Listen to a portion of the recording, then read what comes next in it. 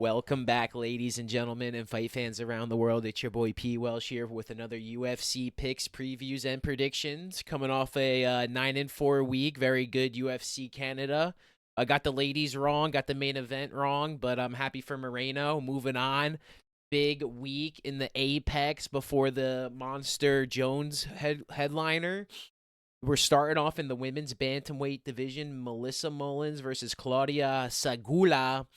We got Mullins over here at 6-1 versus 6-1 Segula making her UFC debut. And I don't know what you want to say here. I mean, Mullins is very tough. I think she's highly competitive. I think again, having an edge in the years in the training department I think is a big deal. But I kind of like Sagula coming in here and maybe making it a lot more competitive than it wants to be. I feel like I was wrong on the favored women last week, and I feel like maybe this is the week that the favorites don't win for the women. I'm not saying Mullins isn't good, but she got finished in her last fight by Nora Cornell, who lost her last fight, but she stepped up in competition. I mean, they're bringing in Segula here. She's got to be able to hopefully get some output. I just worry about late in the fight having to root on a first time fighter that's in the third round having to get a victory, having to win the third round to win the fight. Maybe if not get a finish, it's probably unlikely. So that's where I could see definitely Mullins being the favorite. Mullins having the experience. But I also think a lot of these girls coming off a loss, this kind of reminds me of a Casey O'Neill spot where, like, yeah, she's probably, well, that's even a worse comparison because I think O'Neill was an underdog, so she was live. Mullins here is a big favorite against Segula, who here I think could look very strong, very fast, very alive in the octagon, and I think that's her win condition. I'm kind of leaning Segula here. I want to pick Mullins, but I'm kind of going to go the opposite. Even if we take an L to start off the card, I feel like we're going to take a chance here on this one. We're going to pick Claudia Segula here. Get ahead on the train here. Again, Mullins is highly competitive, right? But Segula does have some finishes on her record. She did get finished in her last fight, and we're gonna just buck the trend here a little bit. Making a debut. Hopefully, she puts a name on for herself. Hopefully my pick and preview here is hopefully that we see a up and coming star in the women's division. Not too often. If there is people that may be able to knock them out, I think it is in the bantamweight division. We had the first fight of the night be the ladies from maybe like a month or so ago. So maybe I know she was a big favorite, but maybe we'll see something from a prospect here. I'm going Segula here. Very close fight. I think closer than the odds give it. And at that rate, I'm gonna trust somebody that can get finished versus somebody who has been finished. Let's go Segula here on the train here early on. Moving along, ladies and gentlemen. We got the middleweight bout. Tresean Gore versus Antonio Ciccoli, Mackenzie Dean's boyfriend. 5-2 versus 12-4 win versus loss. 5-inch on the metrics for Ciccoli here. 5 inches on the height and the reach, big advantage. And Gore is he the Contender Series guy? Am I tripping? I think he is. Versus Ciccoli here. This is a match made in heaven for Ciccoli. I don't know how he really shouldn't lose this fight. Nah, he fought on the. Nah, I'm thinking of somebody else. He submitted. I was looking at he's fought pretty well. At least good competition, right? Freem to win. Brundage, Brian Battle, Gilbert Urbina, knocked him out, right? Or so, like, I feel like Gore's got a win condition here. I find it very tough. I feel like Tricoli's gonna be very methodical with how he fights it and not take too many chances. Doesn't want to get caught again. I think he got finished by the bullet.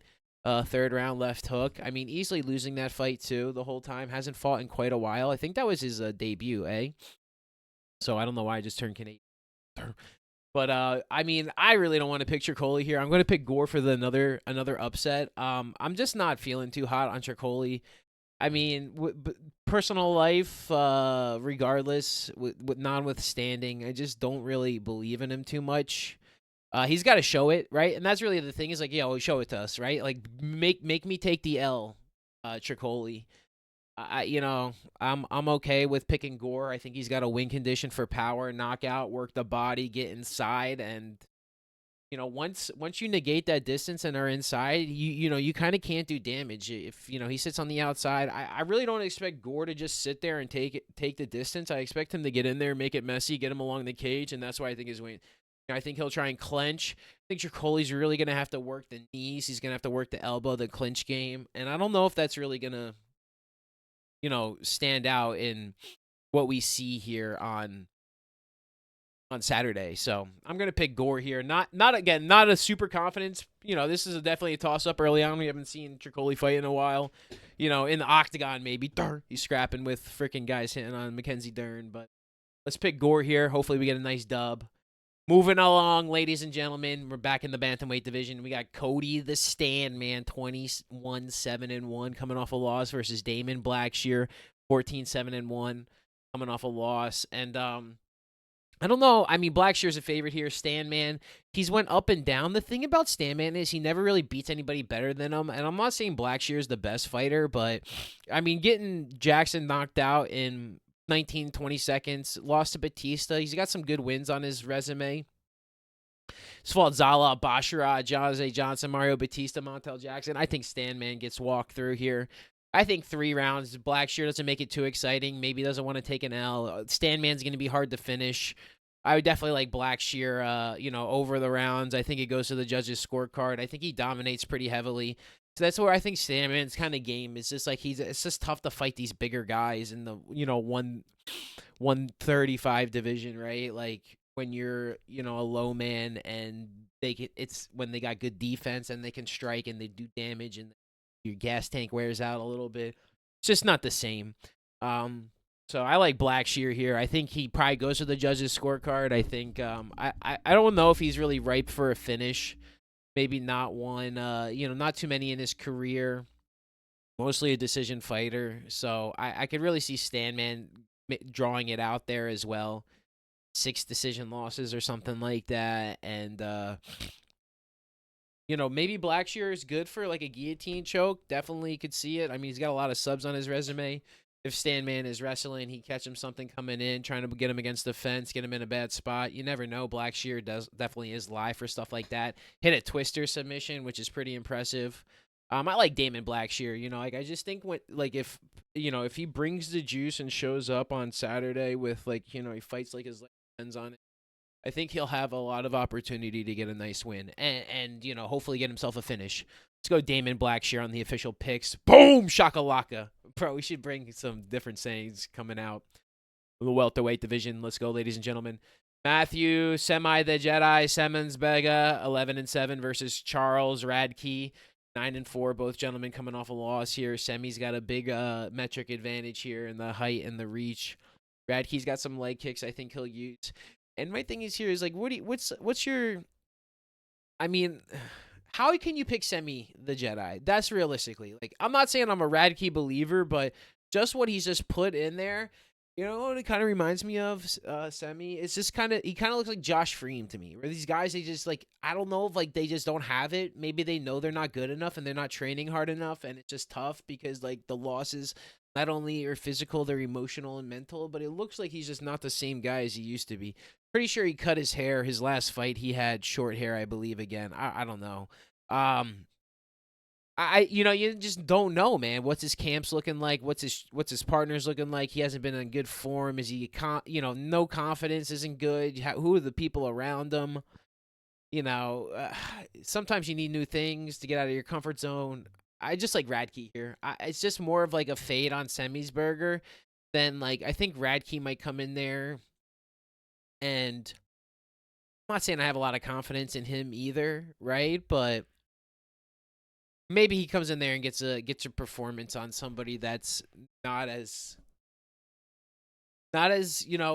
as I don't know, as good as we thought he was. I mean, he was a big prospect. He had that win over Jake Matthews, but he never really had that KO power. I think he also KO'd Barbarena, right? Semi's burger. So he's just been fighting a lot and not fighting well, not getting better. You're not seeing a development in his game, and that's why I think Radke comes in here and gets a win.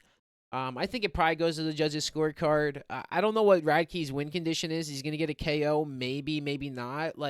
that's what I also think is like sometimes these guys who aren't as good as we thought they were start taking damage and getting hit, and then once you take damage and get hit in the fight, it's just like, bro, you just change, you shut down in a way, and you're just I'm Jesus says I'm not built for this, right? Like I'm built to train, I'm built to martial arts, but excuse me, compete in mixed martial arts, combat sports is maybe too damaging, right? And so I think Radke can do the damage, get the job done, win 2 of 3 rounds, win by body shot, get him really hurt, get him in a bad position, and just finish. I like Radke here. That's what we're taking.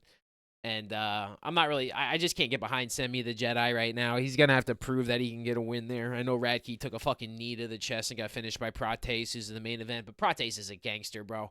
I was watching a freaking highlight reel of my man before he got into the UFC. He is just lighting everybody up, finishing after he knocks him down 1-2, just absolute crusher. I love freaking that main event for Prates. We're gonna take Radke here. And we're going to move on. This one's not on the books. TBD. Ezekiel Dos Santos versus Zachary Scorgan. Dos Santos 24-8-1 coming off a loss versus Scroggin. I think making his UFC debut. Did somebody pull out of this fight? I have to double check here real quick.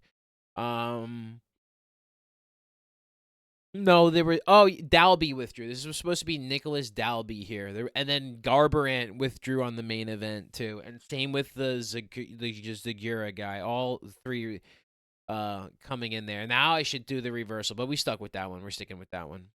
I didn't realize it was 3 replacements, but Dos Santos, man, he's got a lot of potential, does a lot of damage, but also isn't the cleanest fighter. Definitely gets hit a lot more than you want him to get hit. When you think about, the draw with Fakhardinov, he probably lost that now that you think about it, because Fakhardinov got gifted a win against cousin Abubakar, win against BSD, but that's a long time ago now. Randy Brown really put in the work against him last time. I think I picked Dos Santos against Randy Brown, and the length absolutely demolished him. And it made me think he's way more hittable than we let on. And that's why I think Scroggins is actually live dog here to really get a potential debut spectacular finish. Very young, very lengthy. He's gonna have a huge advantage here. And I'm actually I'm just not going to believe in Dos Santos here. I'm actually going to go pick Scroggin. I wasn't anticipating it, but 37 in the welterweight division. It's just not a place you want to be against somebody making his debut with a huge metric advantage. Now, and like you said, or like I was saying, it's not even the fact that he's an undefeated prospect. It's the fact that, Santos has some holes. I know he's a replacement fighter, but this guy truly believes if you're going to take somebody who's actually a killer, been in wars, and you're going to come in there, I think you're going to believe yourself to make a name for yourself, right? This is kind of like, it doesn't have to last 3 rounds at 37 years old. My guy is definitely not finished strong. Losses recently, split decisions, Saint Denis decision, a loss against the Leech a long time ago. So, I think he's been in a lot of wars. If he starts taking some damage and the other guy stays fresh, I think I like Scroggins here, man. I don't know. I'm just taking chances, feeling frisky this week. Just not believing in, if they're just because they give us the odds, and it's not even, they have no odds too. This is a replacement fight. That's why I almost think that's why I like Segula there, because I don't know. We're just sticking with that one. This one has no odds, but I'm picking Scroggins here straight up. I don't really know. Again, Dos Santos has definitely been in some wars. He's definitely going to have the experience edge if you want to go there, but Scroggins is coached by Trey Ogden, who's they're scrapping, bro. Trey's not nothing right there. So maybe a little potential, catapult moment for a young prospect, and he's gonna have at least some experience in his corner. I'm liking Scroggins here, and I just with the length, I just think Dos Santos just doesn't move well. 37, he's been hit. Once he starts taking damage, I think it's just gonna be an early night for him. I like Dos Santos, or I like Scroggins here, baby. Let's go. Bantamweight, Gaston Bolanos versus Cortavius Romanos. 7-4 coming off a loss, 9-2 making his debut. And what do you want to say here, man? I like this. This is another bantamweight division here. I kind of like Romanus. Catavius, are you not entertained versus the Dream Killer? 9-2 versus 7-4. Romanus is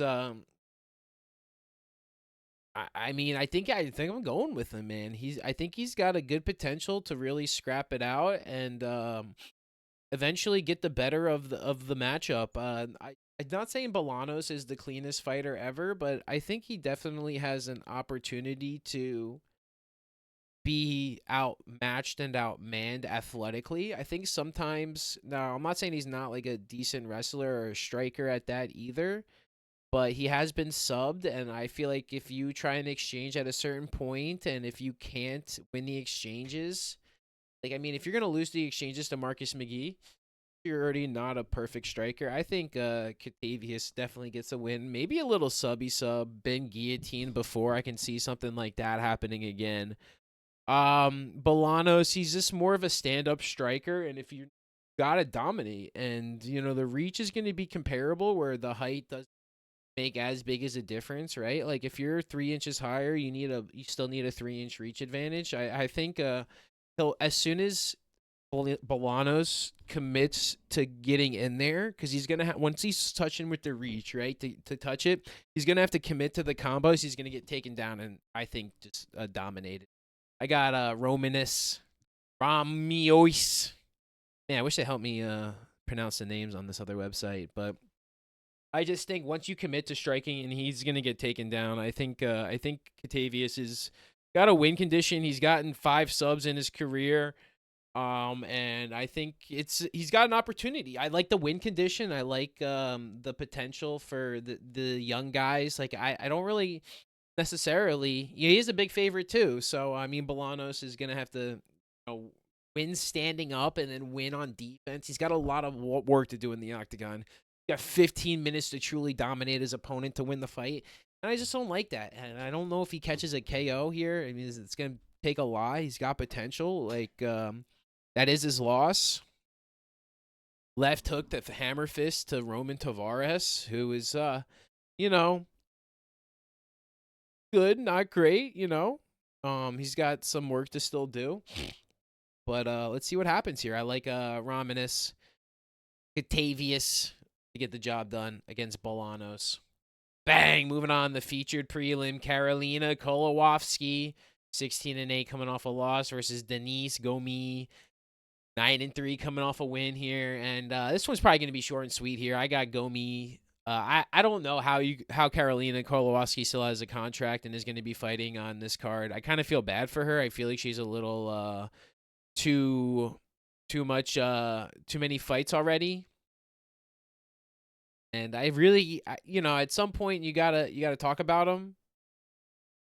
Did they actually move this up to the main event? I don't know what they did. They said they scratched the main event. Garbrandt pulled out. I don't know exactly what's happening here. But Karolowski 16-8 coming off some losses. Gomes win.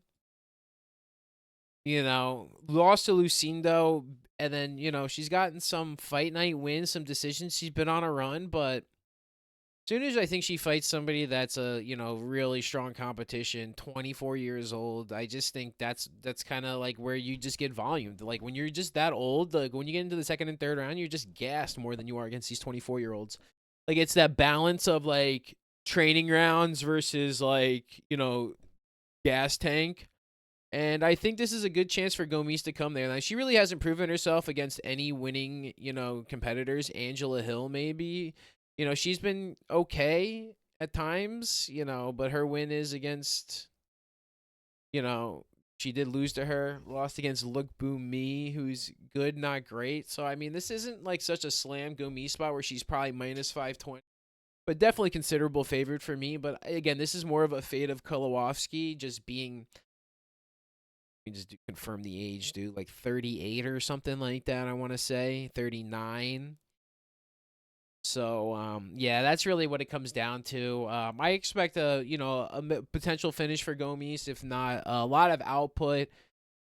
Slow start, but I think she turns it on in the second and third round. Move on there. Actually, free chip pre. I don't know what I'm going to do. Moving on to the main card, baby. Mansour Abdul Malik versus Dusko Todorovic. 6-0, making his debut versus 12-4. Very excited about this fight, man. Just looking up the intro on this, and Abdul Malik, man, I think he's got a lot of potential, dude. He really's got I think a pure finish rate. Now, the competition that he's faced hasn't been there, but I think he's really got this. If he's cutting down the middleweight, my guy is massive, 6'2", 80-inch reach. He's gonna looks like he's gonna have some power. He looks pretty good on the scale. I don't think this picture does him any justice on the Contender Series right there. So against Todorovic, middleweight, 8 wins by knockout, 3 KO losses. Got injured against Leroy Duncan, finished against Chitty, lost against RoboCop, lost against Soriano. So he's been proven against these big hitters to be able to be put down. There's no way I can really like Todorovic here. I'm going Abdul Malik, debut KO. I think if the hands get hit, this guy's got a hittable chin. Kind of reminds me of, what is his name? I don't want to say Andre Filio. That's not it. I'm thinking of Andre Fili, but there's a guy in like the welterweight division. He got knocked out like 4 straight times. And that's what kind of Todorovic gives me those vibes off. And I just think Abdul Malik coming in there. There's a reason this match is made. We're gonna see if we can get somebody to talk about a little bit more on the main card of a fight night. Very encouraging as well. So that being said, I really like Abdul Malik. He definitely could get pieced up by the experience, not getting in there if you don't have a good enough game plan. There's definitely ways for him to lose this fight. That being said, like, I'm not 100% going to be in there, but I just like the potential of him. Like I said, Todorovic, he could be winning for two. Like I said, this guy could be winning for 2.5 rounds, and Abdul Malik catch him at the end. You don't really know. He hasn't really faced that kind of adversity where, like, my guy Todorovic has been finished multiple times. First round, second round, third round, injuries, have gotten some wins himself, so he's going to do damage. He's got to believe in himself, but I think to do damage, he's going to have to take damage, and when he takes damage, he's eventually going to be in a bad spot, take a bad shot somewhere, and really just Abdul Malik with a middleweight win. Let's go, baby. Women's strawweight bout here. Luana Pinheiro, 11-3, coming off a loss. 5'2" versus Jillian Robertson, 14-8, coming off a win. 5'5", did not post on the Canada card. I love this spot for Jillian Robertson, especially coming off the post-Canada fight. I think she's going to make a good performance for herself. I can't understand why she wasn't on there. I mean, why not just add one more fight? But that being said, I think she gets a good finish. I think she's a better fighter, and I think she's overall more skilled. I think she's got more pathways to victory. I think she's tougher. I don't know if she's went against tougher competition in a way, but I think just her experience against everybody she's been up against, she's not afraid to just go square up for 3 rounds. She's still pretty young, 29. She seems like she's 35 with the way that she fights here. So, I mean, this is a Robertson spot all day. I can't get behind Luana. She looked really bad in her last couple fights. And, I just, what are we going to go on? A Waterson Gomez win, a Sam Hughes win? We're stretching back. So, she's going to have to prove something to us. I like Jillian Roberts. She got the little height advantage. She got the youth advantage. I mean, I think she's got just the talent advantage. I think, youth advantage by 1 year. I say that. They're both younger than me. Kidding me, Puelsh. But Jillian Robertson here, I think she moves up in the rankings. I think she gets a nice potential finish here. I think there's different ways to get your rankings. And I think there's different ways. And Robertson's earned every one of these wins. She's really been in some good form. Can't always be mad about a J.J. Aldridge loss. She's a tough competition, but really coming in strong the last couple with a couple finishes. I think she's primed for another one. Potential, get Luana in a bad spot and grapple her. I like Jillian Robertson here all day, and we're not going to spend too long on there. We got a few fights left, ladies and gentlemen. Next, we're going to the men's bantamweight division. Ricky Turcios, 13-4, coming off a loss to Chiwiwi Rojas versus Bernardo Sopa, 11-2, Albanian second fight. And boy, oh boy, he's a massive favorite on the card, and I really don't understand this. Turcios coming off the loss, veteran of the MMA crowd. I think he's going to get a win here. I don't understand why he's such a big underdog. 5'9", he's going to have a metric advantage. He's got an experience advantage. I think he's got a toughness advantage. My guy Sopa, they brought him in on like a week's notice. I think he was a double replacement for Vinicius Oliveira. And my man got popped in the leg and then finished with the flying knee earlier this year. Bro, I am just a little worried coming back against somebody with his experience as Turcios. Now, Granted, maybe he's not as dangerous as Vinicius, but I really still don't like the spot for Sopa. What's the confidence level looking like? I mean, my guy got thoroughly freaking outclassed as a kickboxer. Like, is he really going to be able to come in there and grapple? Like, what was his recovery like? I can't pick Sopa here as a big favorite. I'm going Turkios, man. I like the experience. I just don't get the spot. Sometimes I feel weird, and just as I'm breaking it, I'm not saying I love Turkios here. Like, he's definitely got some flaws. He's definitely got some potential. He's not beating anybody amazing, but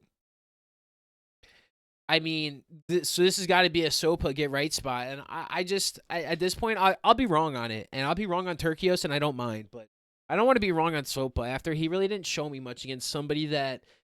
Now, I don't think Turkios is as good as Oliveira, right? Oliveira to me is a very, very strong prospect, especially in this bantamweight division, bro. Like when you can get down to 135, you can be 5'9". You can be so athletic, right? And I think some of these guys will really struggle with that athleticism, right? Especially if you're a couple inches shorter, like those guys that are elite level athleticism, like Oliveira, I think have like present problems. I think that's why this fight's a lot closer for Sopa, because Turkios isn't that level of athlete, but I think he's that level of mixed martial artist. I think he's a highly competitive. He's not afraid to go anywhere. Good win against Brady Heinstead. I think he's got a chance. I'm picking him here, not with 100% confidence, but I think he's got to come in there. And it's just more of a fate of Sopa being a minus 340 favorite. Like, I just didn't see anything to make him that. Now, is Oliveira that much better? I have no idea, man. I don't know, but I just don't like where this fight could possibly end up for him. And he didn't really show me he could get out of a bad spot. And I know he came in on short notice, right? Because he fought in December, and then they came in there. I want to go look at this card.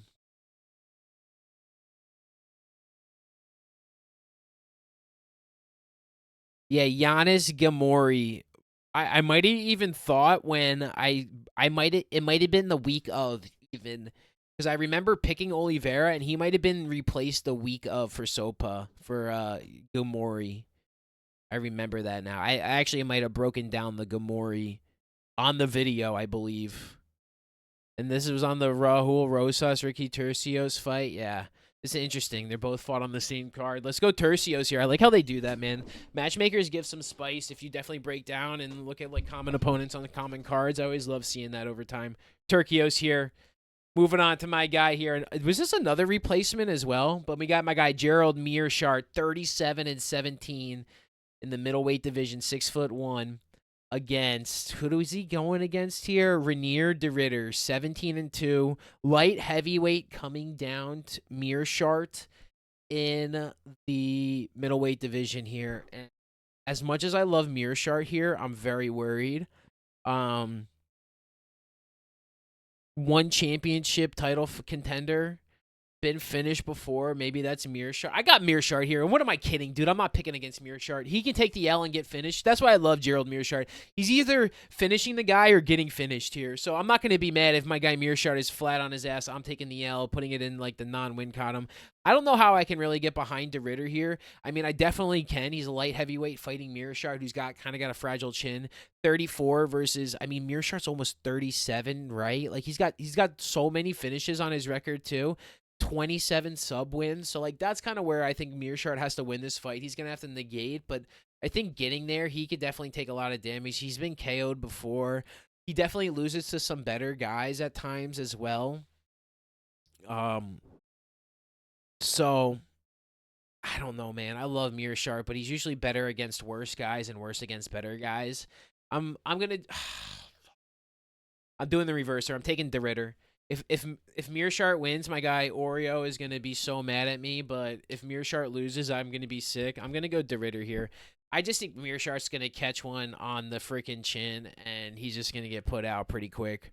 Not saying he can't get in there arm triangle, but Barberena and Sherbajian are definitely not the same level of competitor as De Ritter. I'm going De Ritter here for a reason. I will love Mearshart, but I just think light heavyweight coming down to middleweight is going to be a problem.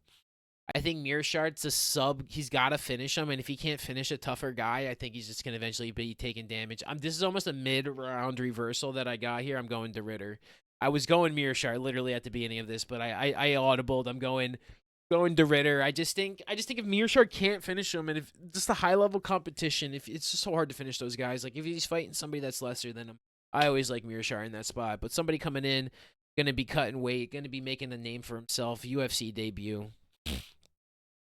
Late in the card. He's come right. UFC debut. Come on, man. Let's go. Get Ritter. I love you, Mearshard, but not today. This bout's canceled. Love Miles John. Now we're on to the main event, ladies and gentlemen. Neil Magny, welterweight division, 29-13, coming off a loss versus Carlos Prates, 20-6. I mean, in form, Prates, man, minus 800 favored for a reason. And Magny got finished by Morales in his last fight in the first round. Neil's a company man coming in here, probably collecting another paycheck. I mean, he did finish Mallet at the beginning of the year, lost to Morales, a pretty, 1 minute. And I like Prates here. I'm going to pick Prates. I've been picking Prates. We've been feasting on him since the start. There's been not one time I went against him, and I'm not going against him here. Not against Neil Magny. Neil just gets beat by good guys. Rachmanov, Burns, Gary, Morales, Prates. Prates is a finish machine, dude. Magny has been finished 9 times in his career. Don't know if we see it again, but my guy Prates does a lot of damage, dude. Wins against the Leech, Radke, Giles, finishing everybody. So my man's got 15 KO wins. I don't know if he adds another one here. 5-rounder, I imagine he gets one done, but I can see him boxing it out for 5 full rounds. Prates here. Love it. Love the spot here. We'll do a little quick recap. Fire card here on a fight night. A lot of good potential there. We're going with Segula on the replacement ahead of the curve, hopefully. Gore over Tricoli. We're going to Blackshear over Stanman. Radke over Semiasberger. Scroggins over Dos Santos. Romanis over Blanos. Gomes over Kolowski.